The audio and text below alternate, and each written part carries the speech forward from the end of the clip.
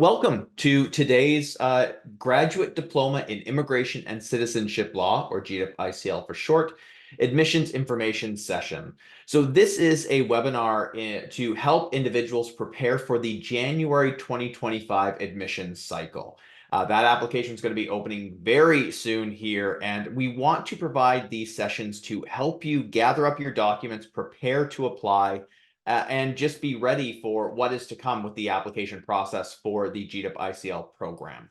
Now, we know that there may be some individuals in the sessions today who is looking for information about our September 2024 admission cycle.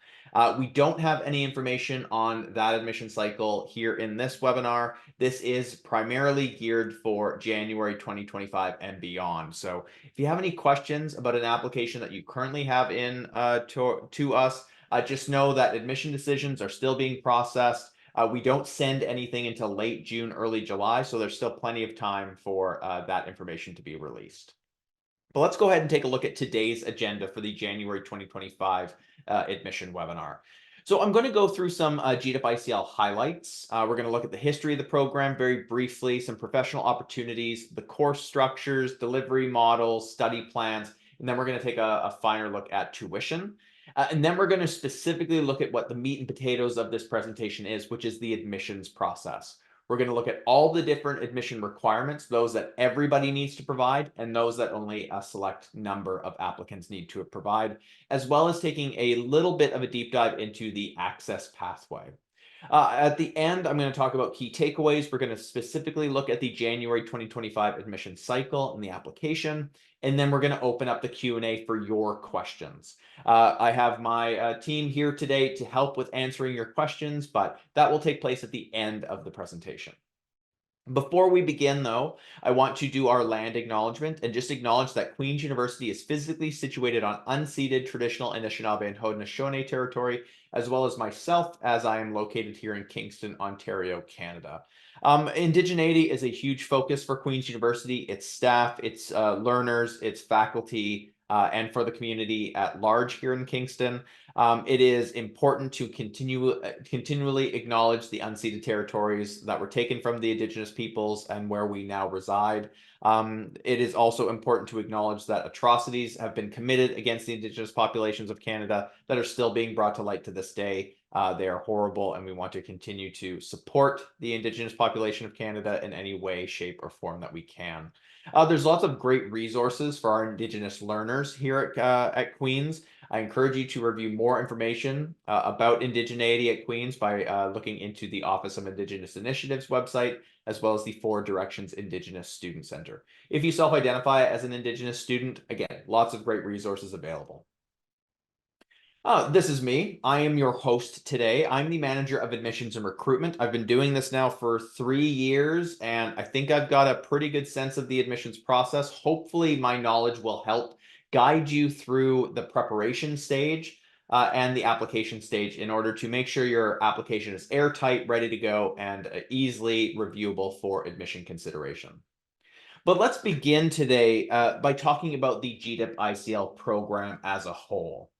So the GDipICL program began a while ago now through an agreement between Queen's University and the College of Immigration and Citizenship Consultants, or the CICC for short.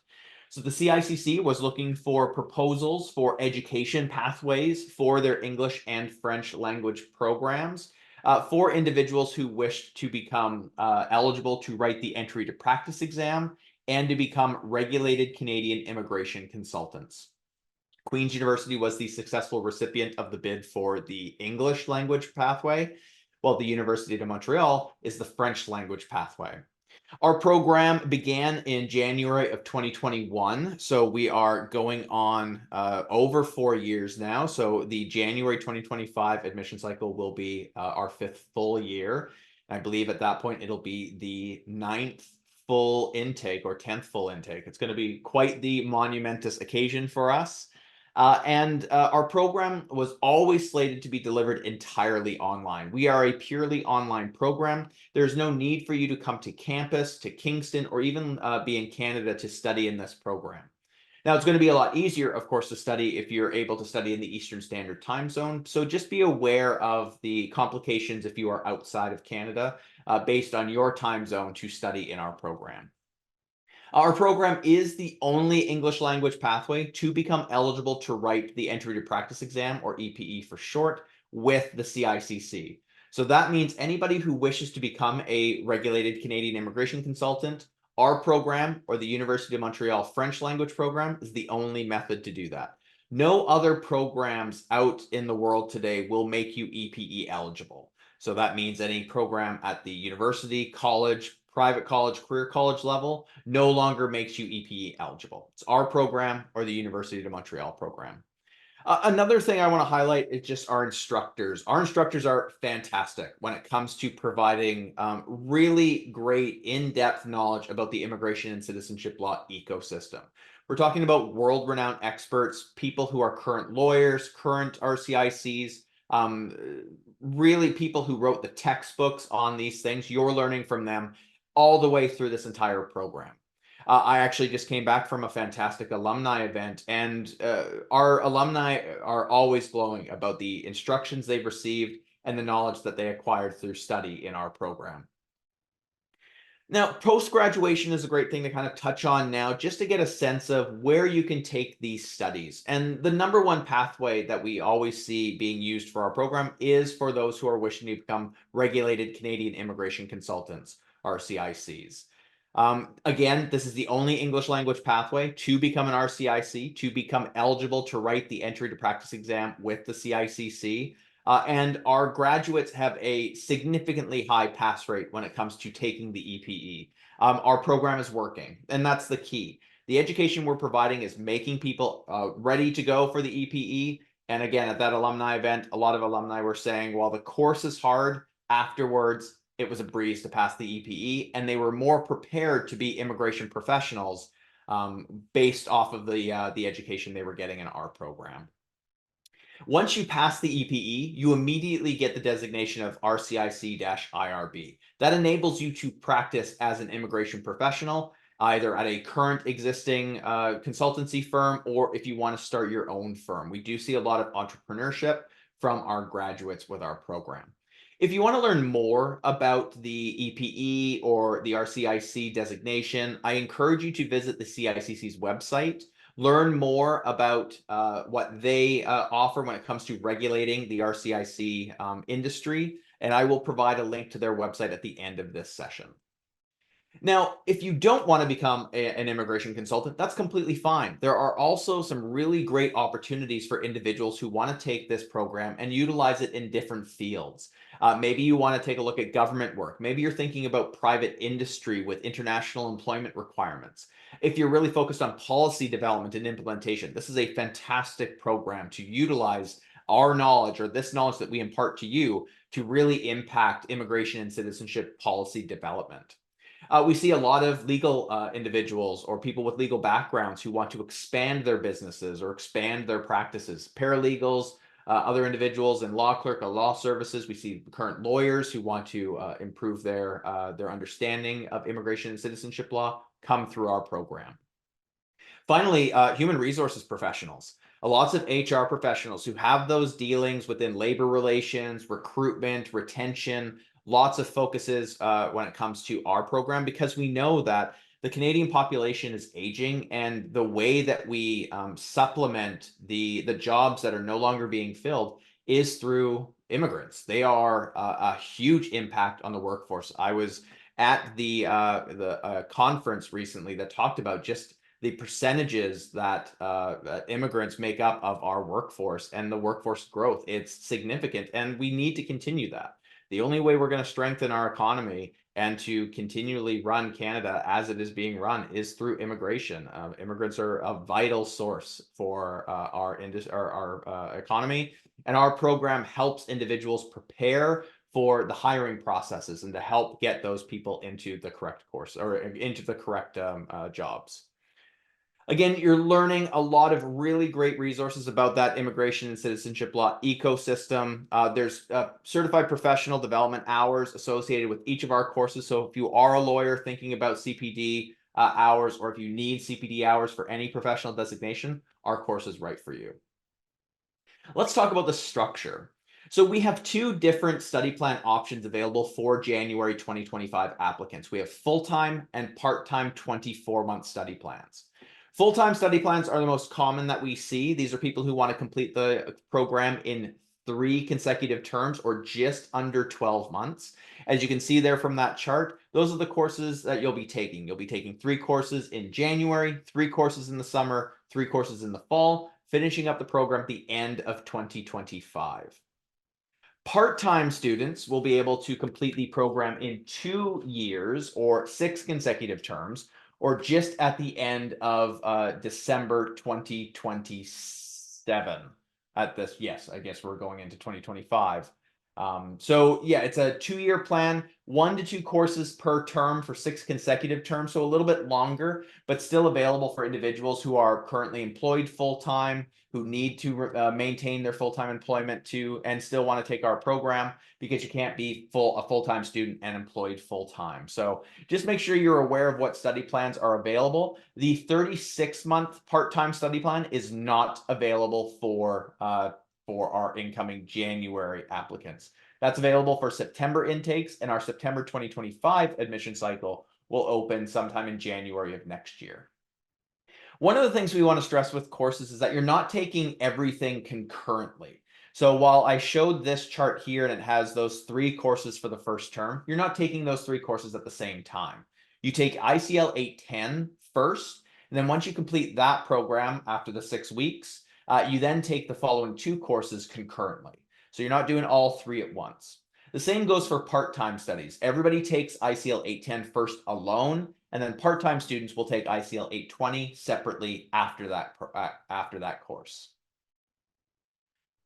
Now, while we talk about the courses themselves, we talk about tutorials, because that is the key component that people ask us about when it comes to the studies within the courses. Because while much of the courses are provided on a self-directed basis, so things that you do outside of a standard classroom setting on your own time, readings, assignments, online interactions, all of our courses do have mandatory live tutorials that must be attended by all students. Tutorials take place on either weeknight evenings between 6 and 8 p.m. Eastern Standard Time, or weekends midday between 11 a.m. and 1 p.m. Eastern Standard Time. 2 hours in length for tutorials, and again, they must be attended in the Eastern Standard Time zone. So that's why I encourage you, wherever you are located, make sure you are factoring in the time zone changes so you can attend these sessions. The number one reason we see that people struggle within the course, specifically that first intensive ICL 810 course, is because they are waking up at ungodly hours to have to attend these sessions. If you need to adjust something in order to attend, make sure you make those accommodations before you consider applying. Now, while I say that there are 2 hours per course per week of tutorials, the bookend courses of our program, ICL 810 and ICL 890, actually have an additional 1-hour plenary tutorial that takes place on Tuesday nights from 8 to 9 p.m. Eastern Standard Time. So for the first course for all students, ICL 810, 3 hours of tutorials per week for 6 consecutive weeks. And then after that, it'll drop down to 2 hours of tutorials for your next course or courses. Again, all students attend the same tutorials. One of the big questions we get is, if I'm a part-time student, do I do less work? Do I do fewer courses? The only difference between a full-time and a part-time student are the number of courses you take per term. The requirements within each course remain the same. Same tutorials, same attendance requirements, same assignments, same quizzes, same activities. Tutorials are mandatory. You need to attend these live with your camera on and your microphone muted, but unmuted when you're asking questions or interacting with your fellow students. Missing a tutorial is significant. The first course, ICL 810, is only 6 weeks in length. So missing 1 out of 6 weeks, and because it's the prerequisite for all of your future courses, is going to be significantly detrimental to your future in the program. So again, that's why you really have to commit to attending this program fully, specifically for those 6 weeks for that ICL 810 course. And it's why we ask you to think about your personal and professional requirements when considering our program. Tuition. So tuition is set by paying only for the courses that you are enrolled in per term. So while tuition right now is currently listed at $15,176 for the entire program, that will be broken down for full-time students for 3 courses per term for 3 consecutive terms. So you'll only be paying a portion of that total amount every single term. Part-time students will pay less because they're taking fewer courses per term. For all students, though, there is a one-time tuition deposit of $400 to secure your spot when you're offered admission into the program. That's applied towards your tuition, so it's just to secure your space and to ensure that you are going to attend. It's non-refundable.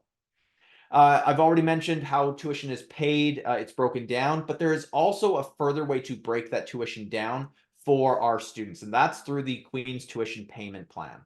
That will then take your term tuition and break it into 4 equal installments across the 4 months of that term.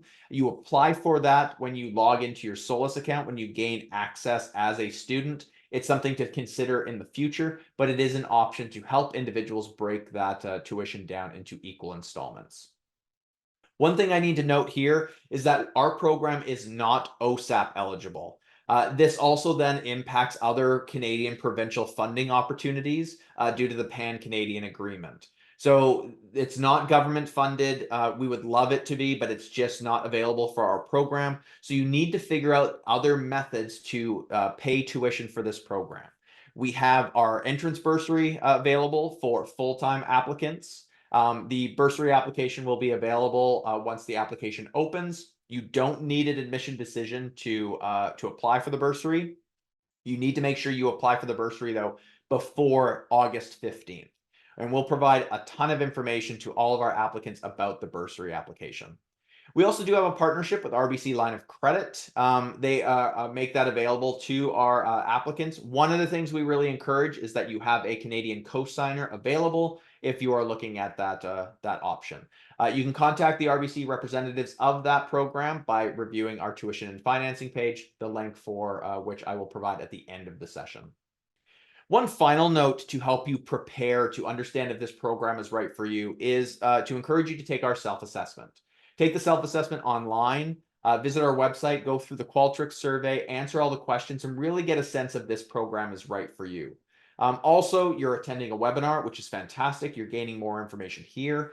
You hopefully will attend future webinars, or you'll go in-depthly into our websites, our web pages, and review and research and understand it in full.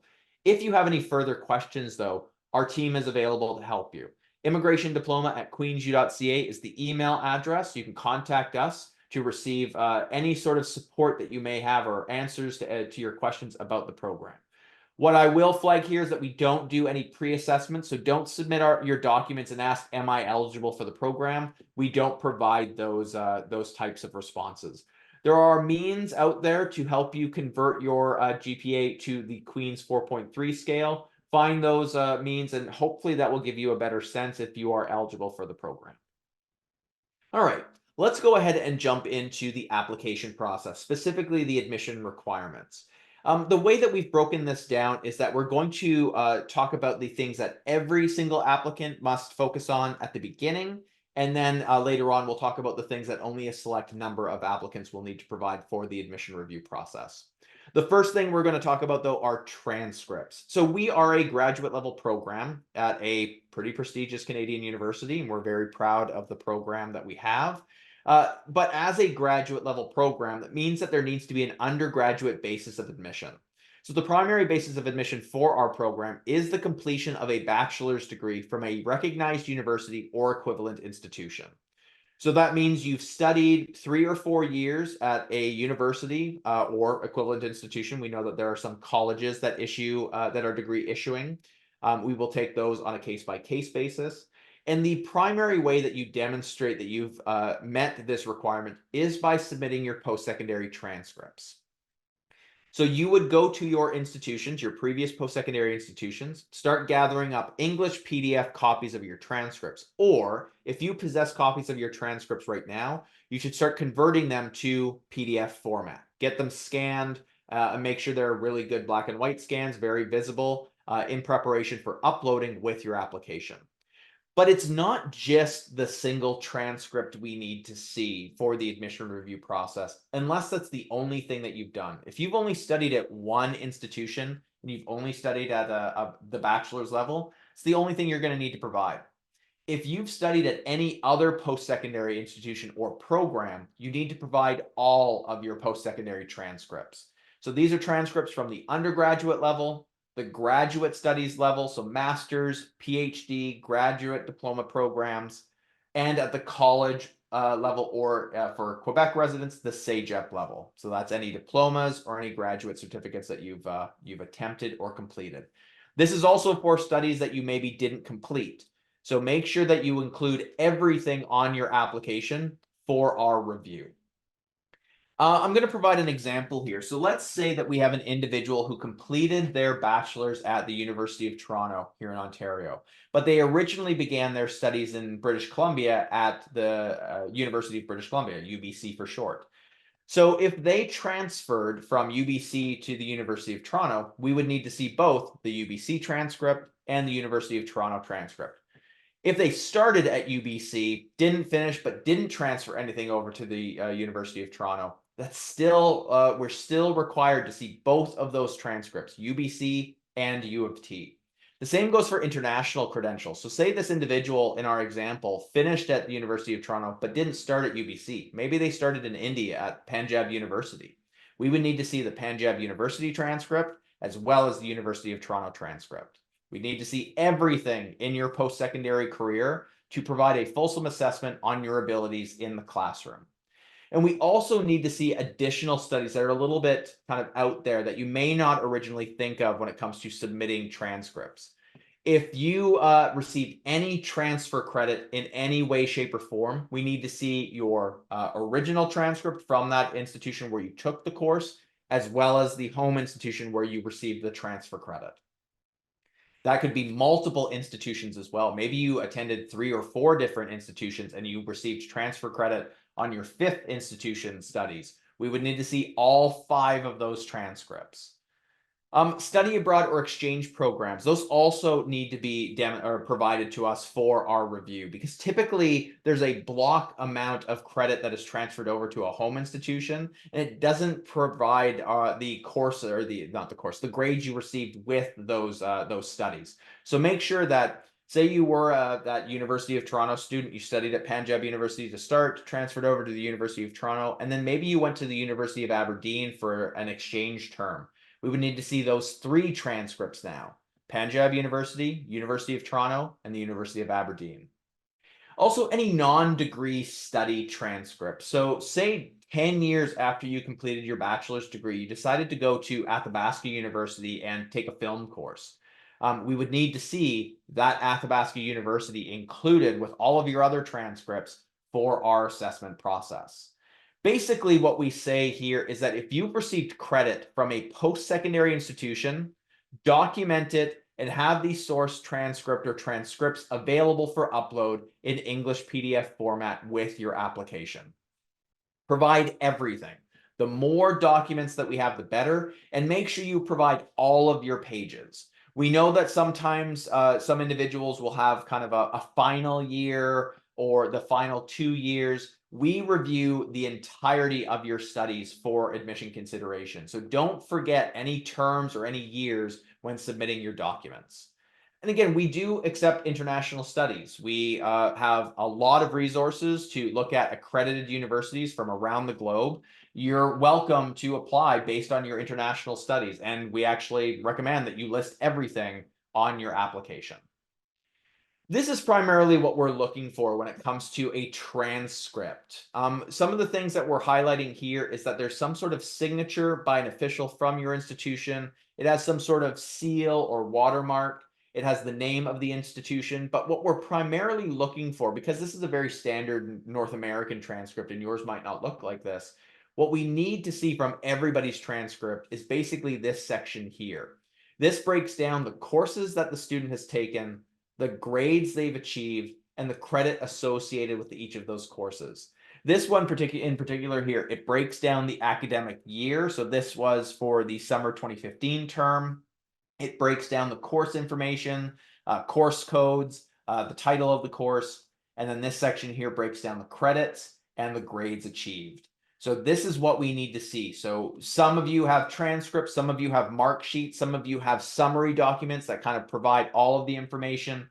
Again, make sure you provide the information that is listed here so that we can make a GPA calculation on all of your studies. For international students, for anybody who completed a program internationally, you should also be including your degree certificate. This is a pretty big requirement from the School of Graduate Studies and Postdoctoral Affairs, or SGSPA for short. They are the entity here at Queen's that runs graduate studies on campus, and we run our application through their system. And they want to see that you've completed your program. So you should be including a degree or diploma certificate that has your name, the program you completed, the date that the degree or diploma was conferred, or the date that you graduated, as well as a signature from an official with the institution. All of these documents should be all combined into a PDF document per credential to make it easier for our assessment. Things that you shouldn't provide, things that we won't accept for the admission review process. One of them is a printout of your student account. You can see here, this is a browser. Somebody has just taken a screenshot of their courses. It doesn't work for us. We need to see something that's more structured. We don't utilize these for our admission consideration, and you will be asked to provide a proper transcript delaying the review process for your application. The SGSPA office also doesn't like unofficial transcripts. So you can see here for this Toronto Metropolitan University transcript, it's marked unofficial right across it. That will be probably flagged as unacceptable, and you will have to submit a proper transcript. So probably this was, again, a printout from a student account. You should go to TMU or your registrar's office to request an English PDF copy for yourself, or you can have it sent directly to the SGSPA office on your behalf. Also, one of the things I want to flag here is no photos of your transcripts. You can see here, there's a lot of extra sort of noise in this picture. You can see the surround, it's dark, it's not really legible. Don't take photos of transcripts. If you possess copies of your own transcripts, get them scanned. Go to an office supply store, go to a library. If you possess your own scanner, scan them. Do a high quality scan, make sure it's very legible, not blurry. Do it in black and white to keep the file size low, but don't take a picture of your transcripts. We'll just request a replacement, and again, it delays the process. One thing to note, we know that a lot of individuals have international credentials assessed by a third-party assessment organization, such as WES, ECE, ICAS, those sorts of organizations. Those documents are not acceptable in place of official transcripts. You can provide them in support of your application, but they can't be utilized in place. You still have to get those mark sheets, those transcripts, the degree certificates, and include them with your application. If you don't have your documents now, start going out and getting them. This is the prime opportunity. You have until September 1st to submit documents. Make sure you are beginning this process now, especially for international studies. This is the prime opportunity to start working on this. So again, key takeaways for this is that you have all transcripts from all studies from all years listed on your application, not just your last study, not just your highest level of study. We don't only just want to see your PhD transcript. We need to see your undergraduate, any graduate studies at the master's level, and your PhD studies. English PDF copies of transcripts should be uploaded with your application. It's the easiest way for us to get copies of your transcripts for our admission review process.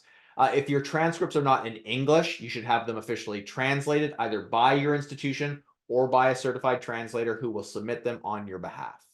Again, no WES or third-party assessment documents that will replace transcripts. You can provide them to support your application, but you can't provide those solely. Transfer credits received anywhere on your application. Provide the source transcript from where you received those transfer credits from. Study abroad and exchange programs, also provide those transcripts. Really key to make sure you provide everything. All right, so that's the transcript requirements. Another requirement that every single applicant must provide with their application are references. Every applicant must have 2 different references for their application. And there are 2 different types of references we accept: professional or academic references. Now, first things first, all applicants must submit one professional reference. So everybody needs to have a manager or supervisor provide a reference on their behalf. The second reference will depend on the applicant. So the majority of people will have completed their studies long before they've applied for this program. So for those individuals, you need to provide two professional references. But for anybody who has attended a post-secondary program within 2 years from the month of your application, you need to provide one professional reference and one academic reference. So that means because our application is going to be opening June 1, anybody who has studied from June 2022 up until now, you will need to provide one academic reference and only one academic reference. This academic reference must come from your recent study. It can't be from your previous studies, even if you've attended something recently. It must come from your most recent ones within that 2-year window. And for everybody else, like I've said, 2 professional references. Let's talk about what each of those references are. So, who is a suitable professional reference? A professional reference that works for our program is a current or former manager or supervisor from a domestic or international place of business, or possibly from volunteer work, either from a full-time or a part-time employment.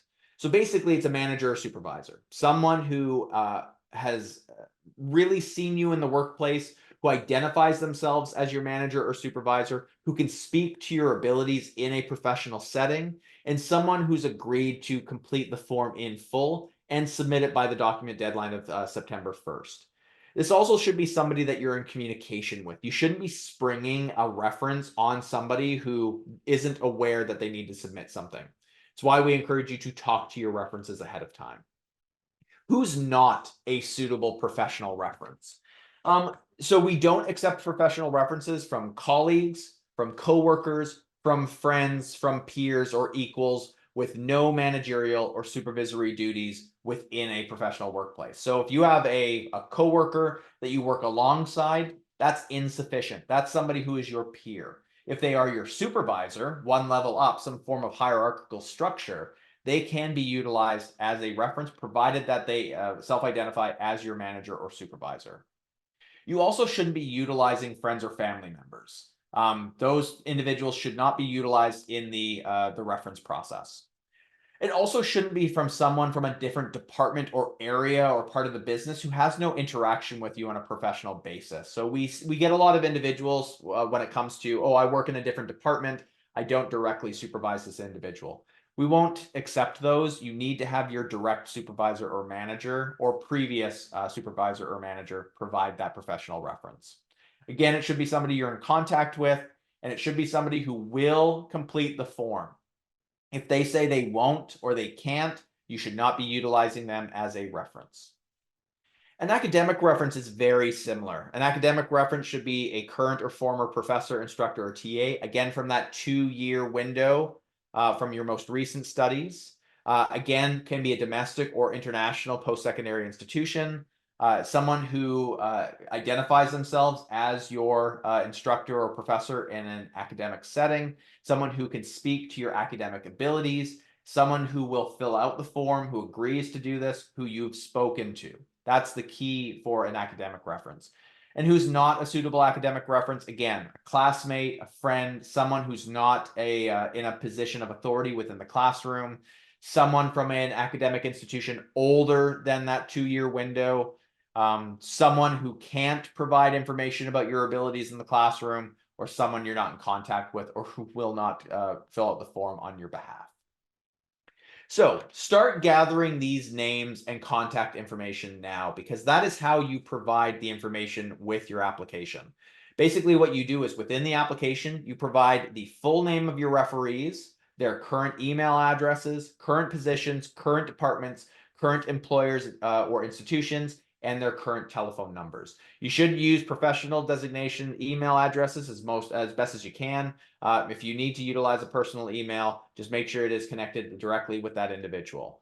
If you don't have this information from your referees, again, talk to them, get this information now. So key takeaways here. it is really important that you focus on this reference section exclusively. Transcripts are fairly easy to get because you can pay a fee and receive the documents.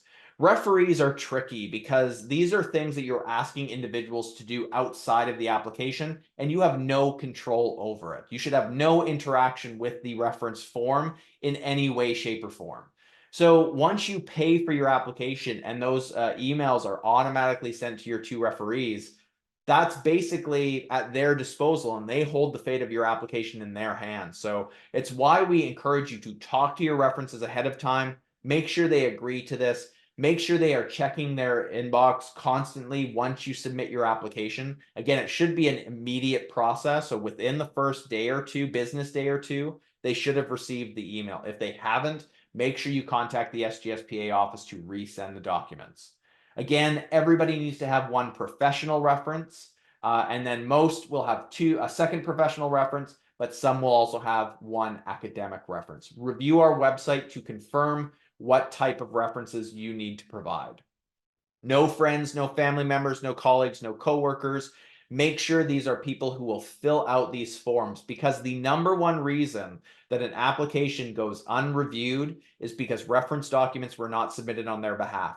And that's a wasted $110 application fee that you will not be refunded because of a reference not submitting their forms back to you. Monitor their submissions, talk to them on a regular basis.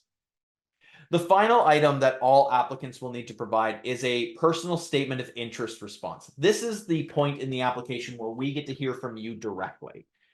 You are going to utilize the text box to provide a response no more than 400 words or 2,000 characters, whichever limit comes first, to answer the single question that we ask you on the application. What I encourage you to do is to utilize the full word limit. 1 to 2 sentences will not be sufficient for our review purposes. You should be answering the question directly as well. And this is something you submit with the application, not afterwards. So don't submit your application and think you can submit this later. We won't accept it. Really, what we want to stress here is that the contents of your personal statement of interest response reflects the effort that you put into your submission. Make the space worthwhile, take the time, speak from the heart. And of course, I want to stress this, no AI generation technology or external help to write this statement. Write it in your own voice, from your own heart, telling us about yourself. All right, now let's start looking at the admission criteria that only a select few applicants will need to provide. The number one thing that we talk about here are English language proficiency test scores, or ELPT scores for short. This is a requirement of many applications, so make sure you're aware of if you need to provide an ELPT score or not. This is a part of the admission review process and is not submitted later on in your studies or after you graduate. This needs to be submitted by the application document deadline of September 1st. So start preparing now. The longer lead up time you have, the more time you have to study and prepare and to get a really strong grade. So we only accept a select number of ELPTs out there. We know there are a lot of offered, but we only accept CALE CE, IELTS Academic, TOEFL IBT, and TOEFL PBT. And for the first three, we accept both the online version and the test center version. Here are the scores. We accept an overall 70 with no band below 70 for CALE. For IELTS, we accept an overall score of 7.0 with no band below 7.0. For TOEFL IBT, we accept an overall score of 101 with no band below 25 out of 30, and listening must actually be at 26 out of 30. And for TOEFL PBT, which is a very rare test that's only done at certain test centers, you can utilize an overall score of 607. There are no exceptions to these scores. You have to meet the scores exactly or higher. We will not accept any ELPTs that are lower than the scores that we list here. We also will not accept any of the unapproved ELPTs. We won't accept CELPIP, CLB, Duolingo, Pearson, IELTS General, or anything else that's out there. There are no exceptions to that. Now, Some individuals will be able to not have to provide an ELPT score if they have met one of our exemption criteria. One of the exemption criteria is that you already have a score in existence that's no older than June 2022, and it meets the score requirements. You can submit that. Say you took the IELTS academic back in September of 2023, we can accept that for the admission review process. Anything older than June 2022, we cannot accept. The other exemptions are a little bit different. They kind of take a little bit more review from the applicant and us. We don't have the ESLA 150 available for our January applicants. We only have that available for September. So we're only going to focus on whether you self-identify as a native English speaker or you meet our education exemption.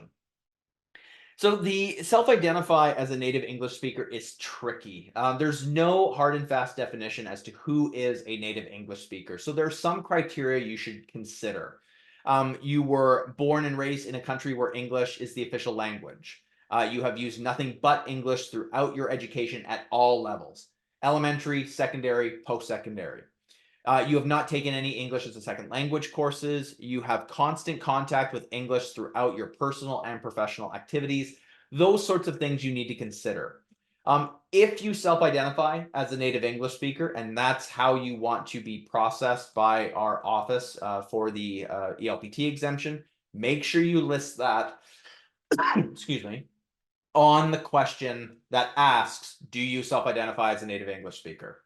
You have to list that. If you don't list that, we cannot take that into consideration. So again, make sure you list, I self-identify as a native English speaker on the application, on the ELPT question. If you don't, you really need to start considering that ELPT score unless you meet our second exemption. The second exemption is our education exemption. To meet the education exemption, you must have 4+ years of consecutive full-time academic study at a university in which English was the medium of instruction throughout your studies.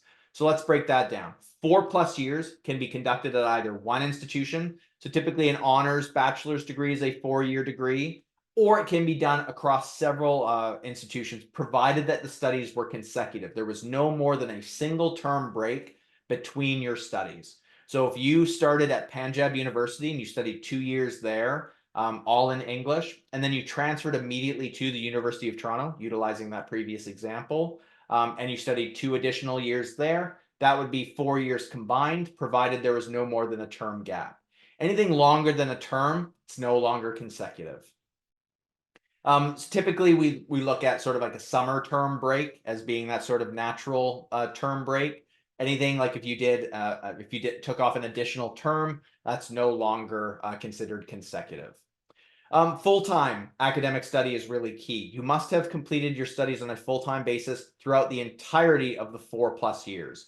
If you reduced one course load down to part-time and then went right back up to part-time, it's no longer consecutive full-time academic study.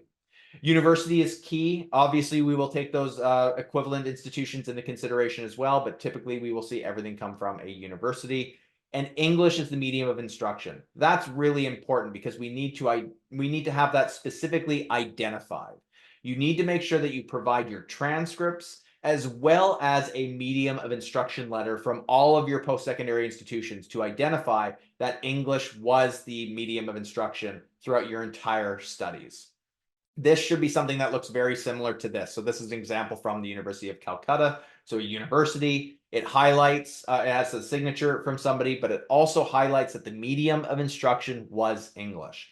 Now, this one's a little bit tricky. It does state that this was only a 2-year program. So hopefully this individual has more letters to provide or additional studies, because 2 years alone is not sufficient. Key takeaways. If you don't meet either of our exemptions, you must provide an ELPT score for the admission review process, and you should start that review process now. There are no exceptions outside of what I've just detailed for exemptions for the ELPT. We do not accept professional experience. We do not accept where you conducted your studies. We do not accept citizenship or geographic location. None of those will be taken into consideration for the exemption process. Make sure you start gathering those medium of instruction letters now. Those are really key for the review process. If you can upload them with your transcripts, great. It will make our life easier. If you don't have them, make sure you are having those institutions send them to us on your behalf. If you need to write an ELPT, make sure it is one of the approved ELPT centers, and make sure your score is available for September 1st. Any later, there's no guarantee for admission. We will need those scores right away. Begin this process now. The later you wait, the less time you have to study and submit your test score. The final thing I want to touch base on here is the access pathway. So this is a pathway for individuals who don't quite meet the academic admission requirements.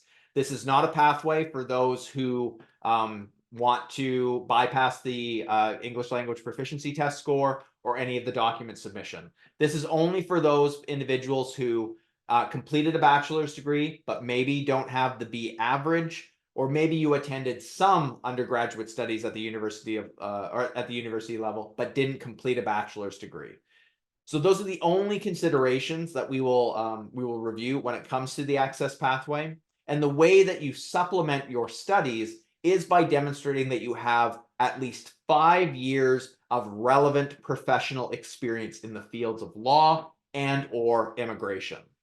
So if you have some undergraduate study, or if you've completed a bachelor's degree, but you didn't have that B average, you have the relevant professional experience, a minimum of 5 years, and you demonstrate there was some sort of requirement, there was some sort of barrier that you faced in your post-secondary studies, you can apply for the access pathway. There's a specific question on the application that you would select to request access pathway consideration. So there are some additional requirements for the access pathway. You would need to then submit an up-to-date and complete resume or CV that highlights your relevant professional experience or your volunteer work. Volunteer work can be included, but you would need a lot more volunteer work to make up for the time that you would spend in a full-time role. You would also need to submit a statement under the special circumstances section of the application that identifies the life circumstances that may have prohibited, presented barriers, and or discouraged access to successful completion of your degree studies. This is not a pathway for someone who just said, I didn't receive the B. You need to tell us why you didn't receive your B average or what prevented you from completing your bachelor's. So again, make sure that this is very, very specific and understood, and visit our website for more information. Submitting the resume is done through email. You submit it after your application, and make sure you include your application reference number with your email. And again, you need to make sure that your statement highlights the barriers you faced, not the current barriers you are facing. We get a lot of statements utilized for the access pathway that talk about what they are currently facing.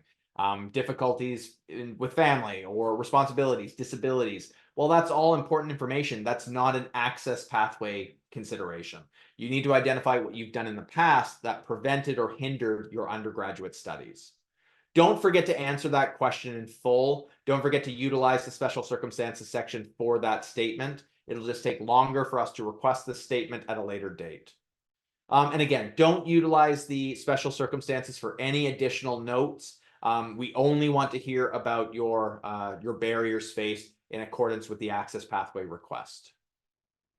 Key takeaways: you still have to submit your transcripts, all of them, for the access pathway. We still need to understand what your overall GPA was. Again, you have to have those 5 years minimum of relevant professional experience. This is not just a pathway for a low GPA. Also, it's not a pathway for somebody who only completed college studies. You have to have done some level of undergraduate studies at the university level. Really make sure your professional experience is relevant. Law, immigration, retail, healthcare, engineering, commerce, those sorts of things will not apply and are not accepted for the access pathway. The special circumstances section should be completed on the application. You have a 200-word or 1,200 character limit for your statement. Utilize the space in full. All right, before we get to Q&As, I just want to let you know about the application. So January 2025's application will open in a few days on June 1st. It will close end of day August 1st. We will not accept applications after August 1st.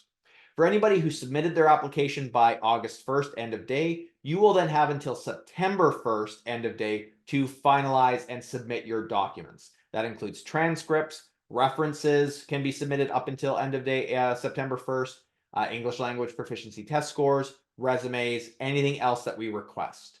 Make sure you start gathering those documents now. You are reviewing our web pages for all of the relevant admission information.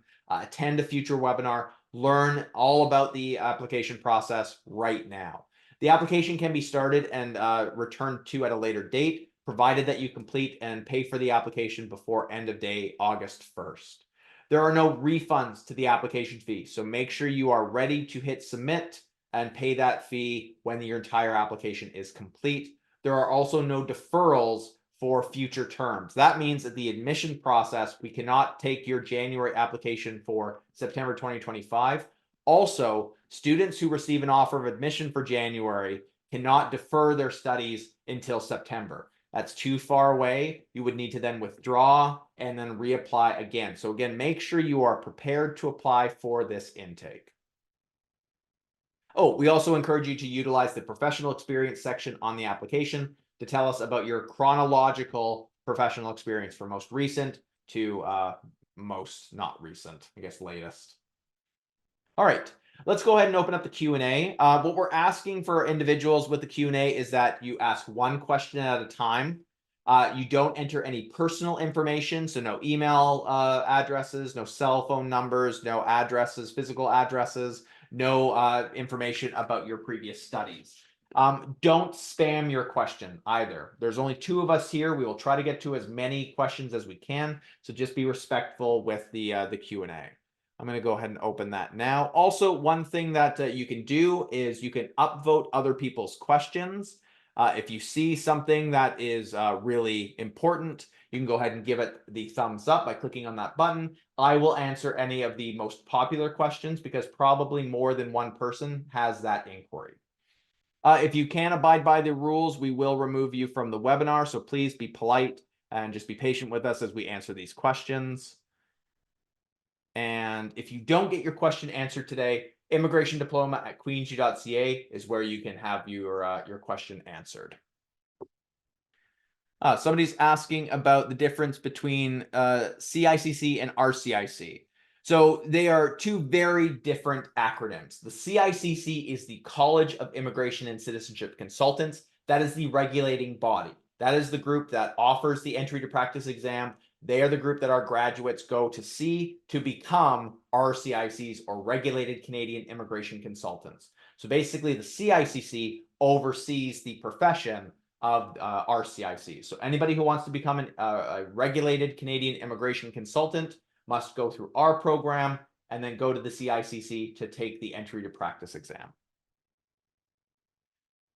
Somebody's asking, I have a 4-year bachelor's degree, which is required for admission. I'm currently enrolled in a college program and will graduate on September 20th, 2024. I will not have a completed degree or transcript for that college diploma by September 1st. Can I submit a letter from the college about the completion date? What can I do in this scenario? So this is a very specific question. In those cases, we do allow for a grace period if you are just finishing up. Typically, courses will be completed in August. That's our usual academic summer term. So you probably would have some final grades before. If you are not finalizing your final course until September 20th, that's a little bit of a delay, and we're getting closer to the time that we would be looking at offers of admission. So you may need to talk to your college about when a final grades would be available, and maybe you'll have to look at a future intake. So just keep that in mind. All right, I'm going to sort these by upvotes. For the weeknight tutorials from 6 to 8 p.m., how many evenings per week? What days typically? They will take place 1 evening per week. So for example, if you are in a full-time study plan and you start the program this January, ICL 810 will be 6 weeks in total. You will take 1 tutorial on the weeknight per week. So 6 tutorials in total. They typically take place on either Wednesdays or Thursdays. We will actually be updating our tuition and financing page here within the next few days with the exact dates and times that tutorials take place for each course. But keep in mind, when you complete ICL 810 and you go into those next two courses, ICL 820 and 830 as a full-time student, you will be taking 2 tutorials per week. So that will be 2 different tutorial nights. So probably Wednesday and Thursday if you're doing weeknight tutorials. Can you explain the requirement of interest students? Interest students. So that's a very different progression. It is a 1 course per term for a maximum of 4 courses. So it's a longer period of time. If you're only interested in taking a few courses, completely acceptable though. The admission requirements still remain the same though. All of the same admission criteria for interest students for program credit. So review our website. And if you're interested in just taking a few courses here and there, the interest student progression would work. It is not typically recommended for individuals who want to complete the full program because of that time frame, like 4 courses maximum, and then you get into the program and complete 5 more courses. That you're probably beyond the 2-year window at that point to really be viable for the entry to practice exam. So you should probably just consider applying as a part-time student for our program. Do I need medium of delivery letter for education 4 years of master's in Canada? Absolutely. We would encourage you to have as much documentation as possible. We know that there are some institutions in Ontario and Quebec that don't offer English language education. We can kind of take a look at some of the other institutions, but it would be recommended to just get confirmation letters from your institutions that confirm that the medium of instruction was English. Somebody applied for September 2024. Again, this is not going to be a webinar for you. I would encourage you to email the program office for more information. I will see if, yeah, I'm not going to be able to answer any information in that question. Email us at immigrationdiploma@queensu.ca. Our decisions when it comes to exemptions are not appealable. You didn't meet the exemption requirement, and that's why we requested an ELPT score. Do we need to attach work experience letters with updated resumes, or simply resume details are good? Resume details are fine. There are some great examples from the career services department here at Queen's about some really great resumes to utilize. I encourage you to visit them for more information. All right, I'm going to go ahead and grab the information here if I can and put it into the link or put it into the chat. It seems to be not doing something here. Give me 1 second. Okay. There's some links for you. Everything that I've promised at the beginning of the session. Answered that question. Somebody's asking, I've graduated from India with first division. That is 62%. Will it be a B grade in Canada as I check on Google? So somebody's asking something very specific here. They're asking for a pre-assessment, essentially. We don't provide pre-assessments. We're not going to take what you did and give you confirmation that you meet a requirement. What I can tell you is that international credentials that have some sort of division or class, anything at a 2nd division upper or higher, typically do meet the B average, but there's no guarantees once we get into our assessment. So while I appreciate the question, we can't answer that outside of a completed application and all transcripts being submitted. Let's see what else we have. Can you provide an email that the transcripts can be sent directly to? My institution will not hand me my transcripts directly. So good question. The all transcripts should be sent directly to the School of Graduate Studies and Postdoctoral Affairs Office, SGSPA. The one link that I provided there, it is the how to apply page with SGSPA. Review how to submit documents directly to them. The email address would be sgspa.reception@queensu.ca. Make sure you have it sent directly there. Any physical copies of transcripts should also be sent to their office, not the Faculty of Law, and not the general Queen's address. Everything needs to be sent directly to the School of Graduate Studies and Postdoctoral Affairs office. My 4 years university transcript wants to send my transcripts directly to Queen's University. I believe I've just covered that. Make sure it is sent directly to the SGSPA office. The link is the post or grad-postdoc link that I've put into the chat. Does any 3-year bachelor's degree from any Canadian university qualify the requirements for admission? So the classic answer to that is it depends. It will depend if it is a degree issuing institution, but we accept 3- and 4-year undergraduate degrees for the assessment, and we will review everything as best as we can. If we identify as a native English, oh, that one's being answered. Never mind. Let's see. I completed my MBA in 2020 along with work experience as a student advisor in Nepal. What reference do I need to apply? 2 professional references. 2020 is beyond the 2-year academic window. For an academic reference, you need to provide 2 professional references. Also, my bachelor's was 3 years, BBA, along with continuous MBA without a gap. Both were in English. Do I need IELTS? Again, if you are looking to apply for the education exemption, you have to provide all of your documents as well as letters that indicate the language of instruction. I'm going to go ahead and close up the questions right now. We have quite a few, and we're going to try and get to as many as we can today. I want to ask, when we submit our application, so if we have passed our master's with grade B and passed graduate with C, eligible for. So this question's asking probably if their undergraduate was under what we do with their graduate studies. The primary basis is that undergraduate degree. We do utilize graduate studies to support an overall GPA, but you should be meeting that B average on your undergrad. If you don't, and if you don't have the relevant professional experience, you should look at doing some undergraduate upgrading in a non-degree program, but at an accredited university.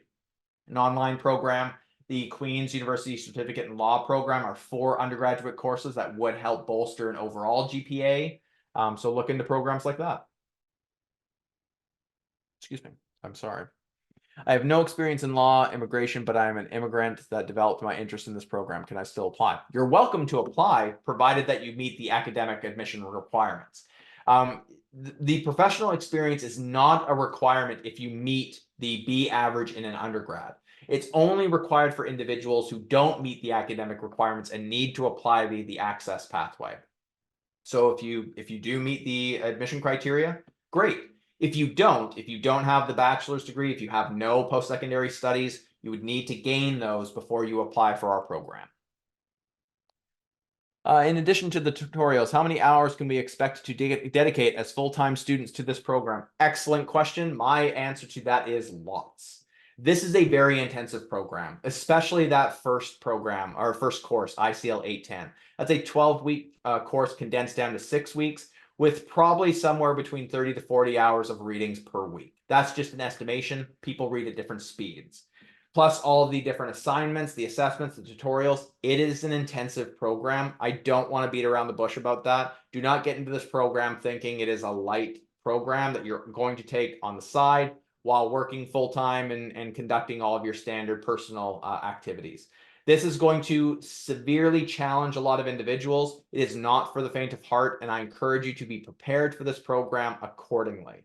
So go into this with eyes wide open, knowing that this will dominate a good chunk of your time. However, when you complete the program, the sense of fulfillment you're going to get is going to be unbelievable, and you are going to be better prepared to manage files and immigration cases better than individuals who came before you. You will be great at this profession because we've already seen it with our alumni.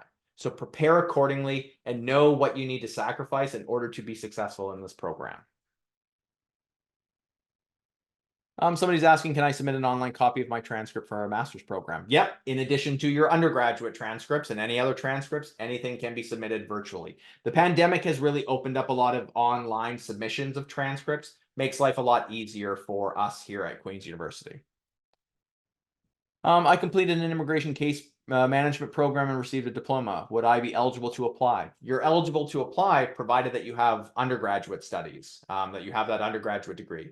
We understand that previous immigration consultant programs didn't have that admission criteria. Our program is now the only English language pathway to become EPE eligible. So you have to meet our admission criteria. Review what's eligible and then apply accordingly. If a protected person in Canada isn't able to access transcripts for prior undergrad degrees from home country, can the individual avail the pathway option with professional experience in legal service sector of over 20 years, and ongoing Bachelor of Science, Policing and Criminology 3rd year? So I would say in this instance, making sure that you complete that program before applying is going to be key, and then that Bachelor of Science in Policing and Criminology can be utilized. You can apply via the access pathway if you have those 20 years. you would have to designate, you have to provide rationales to why that transcript is unavailable. Obviously, protected persons, there's reasons there. There are means to support individuals who can't acquire transcripts for significant and extenuating circumstances. This is not a circumstance where I don't have contact with that institution. Perhaps some individuals have a previous debt with that institution and they can no longer access transcripts. You need to clear that to make sure you can provide them.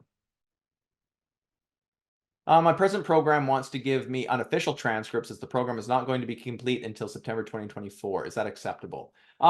It might be. You would need to submit what you have. Ideally, you can have the institution submit it on your behalf and just flag it as still in progress. Those are acceptable. It's more of if you're printing off a copy and it says unofficial across it, those aren't typically acceptable. So just be mindful of submitting. You may have to submit some additional details if the School of Graduate Studies and Postdoctoral Affairs does not accept your document as is. I completed 2 years of law clerk and completed the paralegal program at Centennial College. I'm losing it. I did 4 years of studies with no interruptions. Is this considered acceptable to get into your program?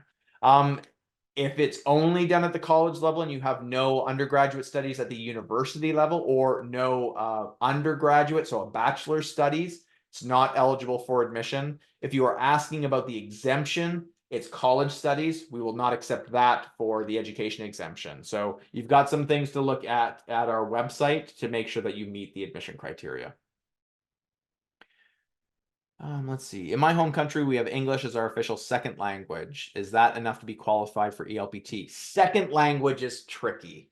It would have to be an official primary language within the country, but some are still acceptable. Again, you're going to have to make that judgment call. Applicants need to determine if they self-identify as a native English speaker. Also note that even if you meet an exemption, our admission committee could still request an ELPT score from you at any point in the admission process if they deem that you need to provide demonstrated proof that you are proficient in the English language. So that might be possible. In your post-secondary studies, we have English as our medium. You would need to provide a confirmation letter for the medium of instruction. I've already asked that question or answered that question. We are not providing pre-assessments for anybody who provides information about their grades or their studies. Will we get access to this presentation by any chance? A recording will be made available after this presentation within the next 3 to 5 business days to any registrants. I'm also going to be hosting future webinars. There's going to be some very specific ones, one on the access pathway, one specific to ELPTs and transcripts, and one specific to references and transcripts in the coming weeks. We're also going to be doing webinars all throughout the month of July, as well as the rest of June. So definitely register for more if you want to attend a future session. Somebody's already asked about submitting online copies of transcripts. We do accept online. MyCreds is a great way of submitting your transcripts or having your PDF submitted on your behalf, but you can upload your PDF copies of your transcripts with your application. We're going to give it 5 more minutes and we're going to try to answer as many of these questions as possible. If I graduated in May 2022 from a doctoral program, can I use an academic reference? May. That is a real tight window. If you've got a really good professional or academic reference, I think we might be able to make an accommodation. If it's not going to be a great reference, I'd encourage you to do 2 professional. I've completed my bachelor's, 4 years in India in June 2017 and started my study in Canada in January 2018. Can I provide a letter from my institution of English? No, that is more than a term. June. Well, I guess it would be close. It would be real close because there's the summer and there's the fall. But if it's just the fall, you could provide it. There's no guarantee that you meet the exemption criteria, though. So just be mindful that you might have to continue to prepare. Again, there's lots of sensitivities when it comes to these individual questions. We can't blanket statement anything for all applicants. It's going to be different for each individual based on their studies. So I did 2 years diploma in computer networking in Canada, course done in English. Still need IELTS, correct. That sounds like it's a diploma program at a college. doesn't meet the requirements for the ELPT exemption. With regards to the tutorials, do we choose which 2 to 3 hour tutorial we can enroll in? Yes. A survey gets sent out to all incoming students as to what your preferred tutorial date is, either a weeknight or a weekend.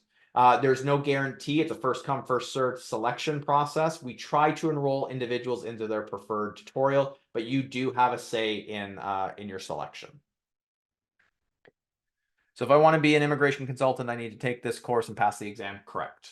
This is the only English language program to become eligible to write the entry to practice exam to become a regulated Canadian immigration consultant. A couple more minutes. Let's see what else we can fire through here. I have a bachelor's degree from my home country and currently completing a college diploma in Canada and will be graduating by mid-September. However, we need to submit transcripts during the application or by September 1st.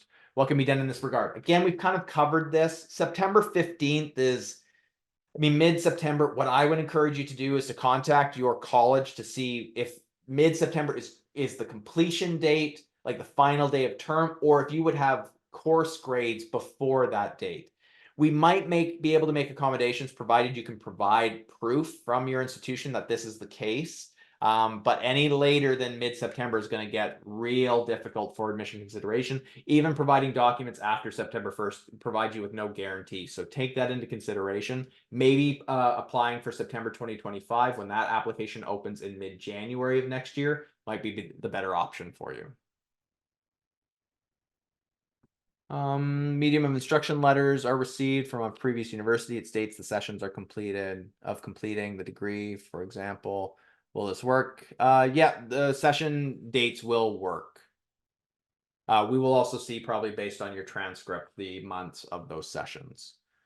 For any college diploma completed in Canada, does the college need to send the transcripts of the diploma to Queen's University? Yes. Again, you can provide those in PDF format if you have them. I'm a graduate of the immigration from Herzig College in November 2019. Is that acceptable for entering the program? Not alone, no.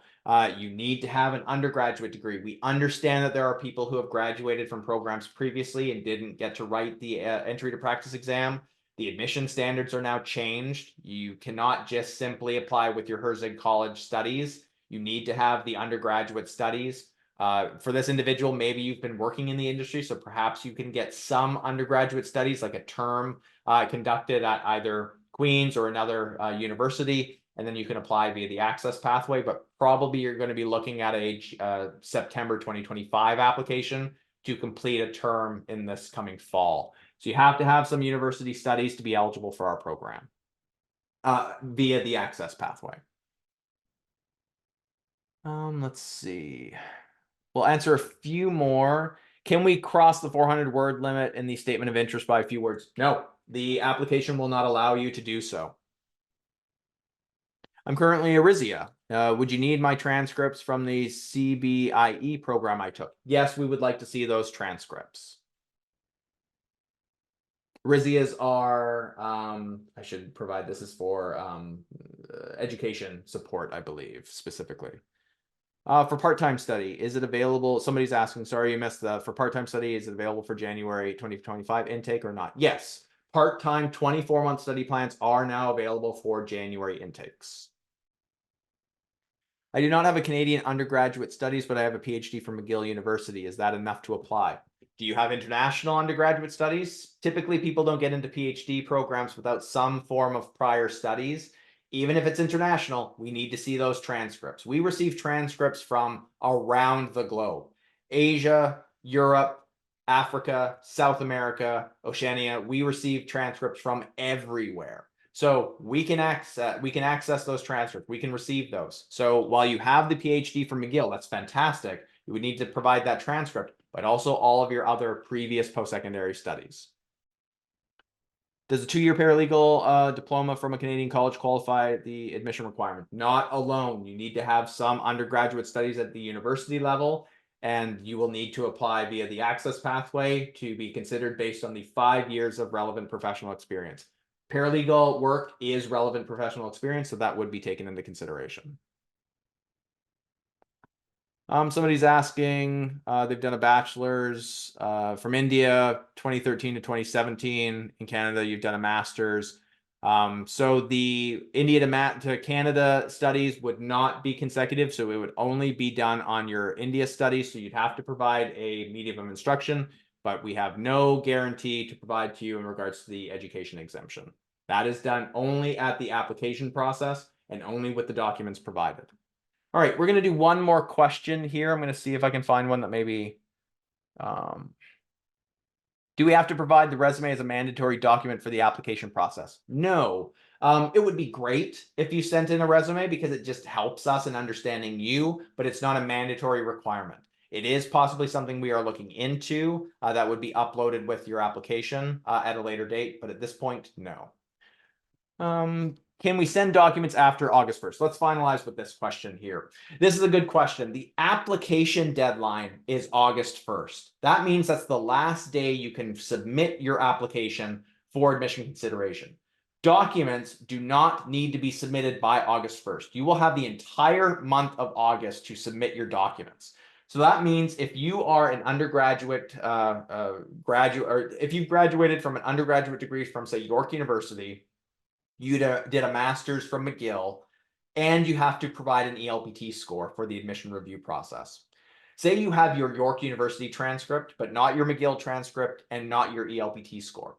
You submit your application by the end of day August 1st, upload your York transcript, and then during the month of August, acquire your McGill transcript, upload it with your application, and then also acquire your ELPT score, submitting the final score directly to the SGSPA office before end of day September 1st.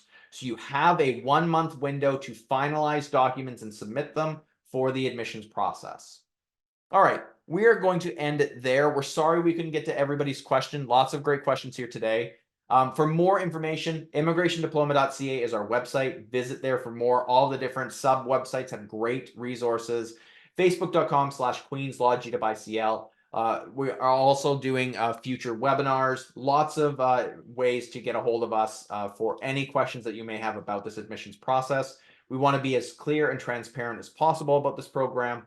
Definitely do ask us anything that you have, provided that they're not directly associated with a pre-assessment or submitting documents asking us for a review. That's only done at the application level.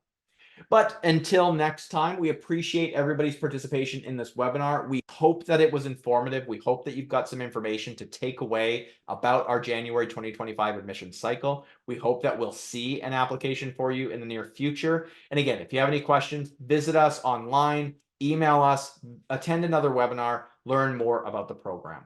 Thank you very much for attending, everyone. Have yourself a great day.